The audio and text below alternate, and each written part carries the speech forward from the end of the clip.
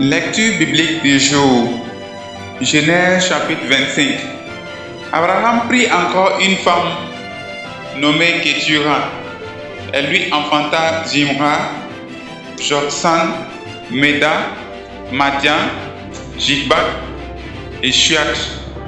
Joksan engendra Séba et Dédan. Les fils de Dédan furent les Jashurim, les Leshum et les Lumim. Les fils de Madian furent Epha, Épher, Enoch, Abida et Eldan. Ce sont là tous les filles de Kétura. Abraham donna tous ses biens à Isaac. Il fit des dons aux fils de ses concubines, et tandis qu'il vivait encore, il les envoya loin de son fils Isaac du côté de l'Orient, dans le pays d'Orient. Voici les jours des années de la vie d'Abraham. Il vécut 175 ans. Abraham expira et mourut, après une heureuse vieillesse, âgé et rassasié des jours, et il fut recueilli auprès de son peuple. Isaac et Ismaël, ses fils, l'enterrèrent dans la caverne de Macpéla, dans le champ d'Éphron, fils de Shoshar, le Hétien, vis-à-vis de Mamré. C'est le champ qu'Abraham avait acquis des fils de Heth. Là fut enterré Abraham et Sarah, sa femme. Après la mort d'Abraham, Dieu bénit Isaac, son fils. Il habitait près du puits de Lachaï-Roi. Voici la postérité d'Ismaël, fils d'Abraham. Kagar, l'Égyptienne, servante de Sarah, avait enfanté à Abraham. Voici les noms des fils d'Ismaël par leur nom, selon leur génération.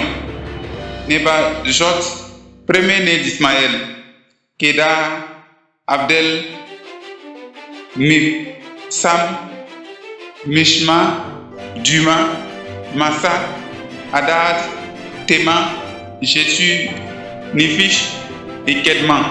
Ce sont là les fils d'Ismaël. Ce sont là leurs noms, selon leur parc et selon leur enclos. Ils furent les 12 chefs de leur peuple. Et voici les années de la vie d'Ismaël. 130 ans. Il expira et mourut, et il fut recueilli auprès de son peuple. Ses fils habitaient depuis Avila jusqu'à Shur, qui est en face d'Égypte, en allant vers la Syrie. Il s'établit en présence de tous ses frères. Voici la prospérité d'Isaac, fils d'Abraham. Abraham engendra Isaac. Isaac était âgé de 40 ans quand il prit pour femme Rebecca, fille de Bethuel, l'Amérien, de Padan Aram et sœur de Laban, l'Amérien. Isaac implora l'Éternel pour sa femme, car elle était stérile, et l'Éternel l'exauça. Rebecca, sa femme, devint enceinte.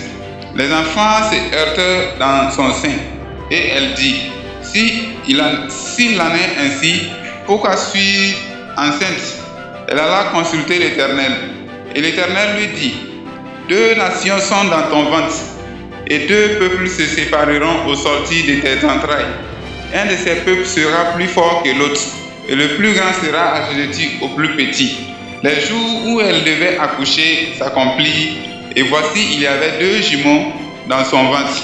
Le premier sortit entièrement roux, comme un manteau de poils, et on lui donna le nom d'Esau.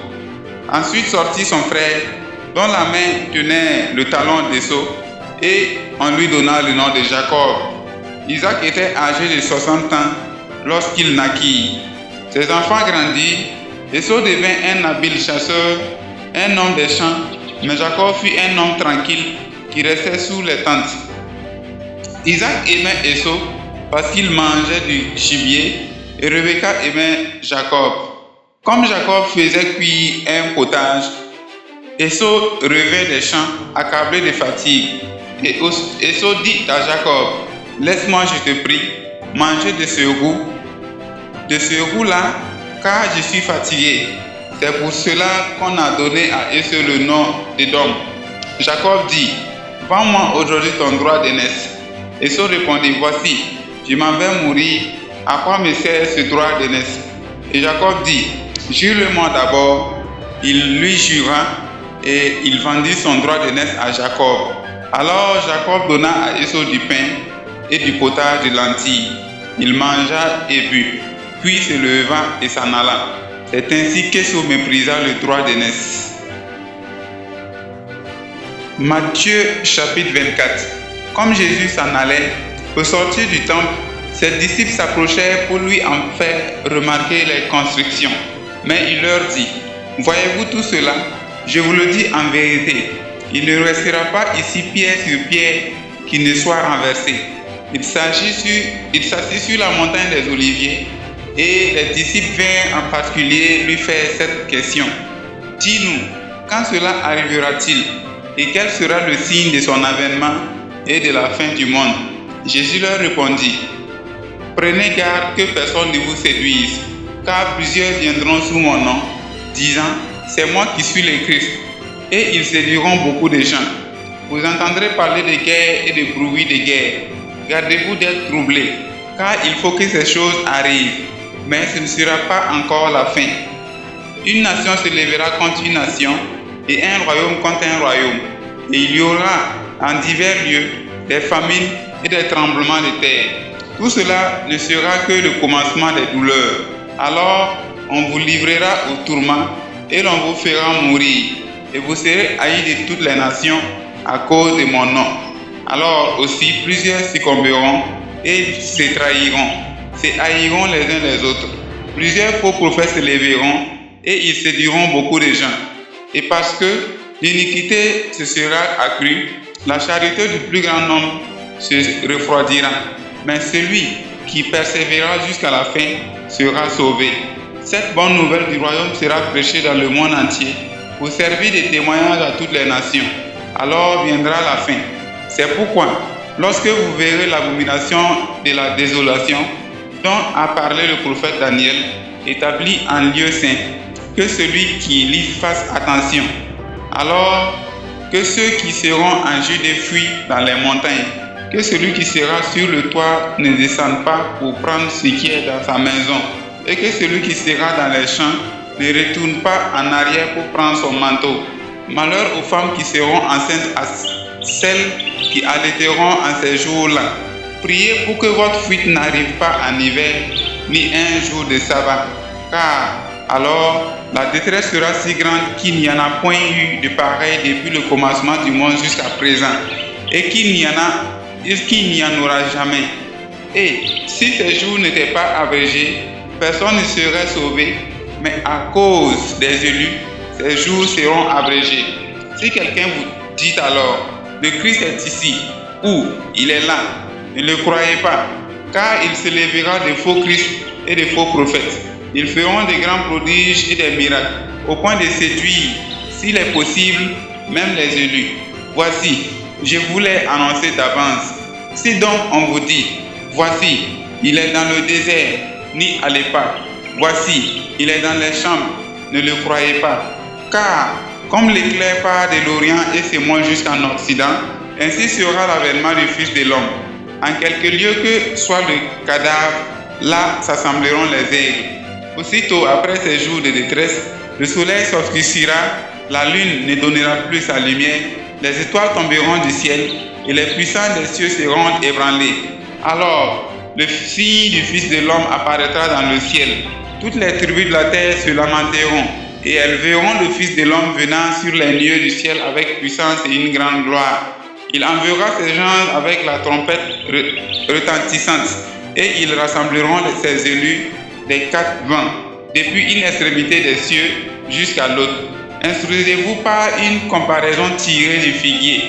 Dès que ses branches deviennent tendres et que les feuilles poussent, vous connaissez que l'été est proche.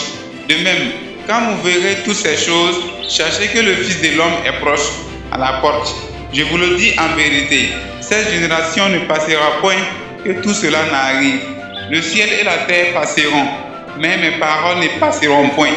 Pour ce qui est du jour et de l'heure, personne ne le sait, ni les gens des cieux, ni le Fils, mais le Père seul. Que ce qui arriva du temps de Noé arrivera de même à l'avènement du Fils de l'homme. Car dans les jours qui précédèrent le déluge, les hommes mangeaient et buvaient, se mariaient et mariaient leurs enfants, jusqu'au jour où Noé entra dans l'arche, et ils ne se doutèrent de rien, jusqu'à ce que le déluge vint et les transporta tous. Et il en sera de même à l'avènement du Fils de l'homme. Alors, des deux hommes qui seront dans un champ, l'un sera pris et l'autre laissé. De deux femmes qui moudront à la meule, l'une sera prise et l'autre laissée. Veillez donc, puisque vous ne savez pas quel jour votre Seigneur viendra. Sachez-le bien, si le maître de la maison savait à quelle veille de la nuit le voleur doit venir, il veillerait et ne laissera pas en percer sa maison. C'est pourquoi, vous aussi, tenez-vous prêts, car le Fils de l'homme viendra à l'heure où vous n'y penserez pas. Quel est donc le serviteur fidèle et prudent que son maître a établi sur ces gens pour leur donner la nourriture au temps convenable? Heureux ce serviteur que son maître, à son arrivée, trouvera faisant ainsi. Je vous le dis en vérité, il s'établira sur tous ses biens.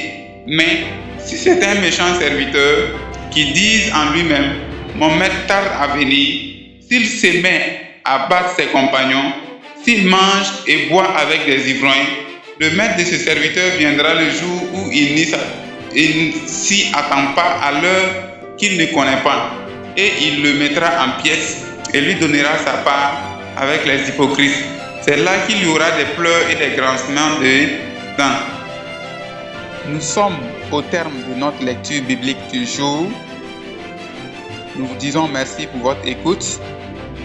Nous vous invitons à vous abonner à notre chaîne pour profiter des prochaines lectures bibliques. Et rendez-vous est pris demain pour une prochaine lecture. Que le Seigneur Jésus-Christ vous bénisse abondamment.